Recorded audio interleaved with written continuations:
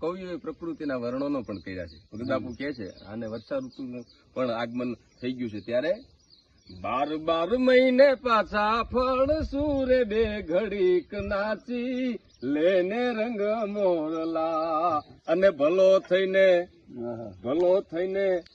નાચ રે રંગ ભર નાચી લેને રંગ મોરલા કાળી વાદળડી તને વિનવે રે બે ઘડીક નાચી લેને રંગ મોરલા જાય છે મારી સયરુના સાથ રે બે ઘડીક નાચી લેને રંગ મોરલા હાથ ગમગમ ધરા ધમધમ વરડ ચમચમ વીજળી પછી હાકણા ભાગી મોર ઘનગડ અને ગગન હામ્યા ગોકિયા મળ રાત કાળી કમઠ માદમ અને પીયું ટોકી બાપિયા એ મોરલાનો કહેગાટ થાય પાડ્યા વાગડા થાય અને ખેડૂત એમ કે હવે આવી જા વર્ષો બારે મેઘ રે રાજાના રાજા આવજો રે મારો હાડલો રે ફાટો રે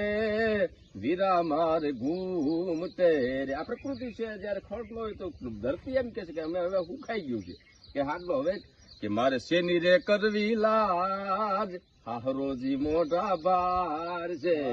માટે વરહી જાવ બારે મેઘ રાજા આવજો રાજાના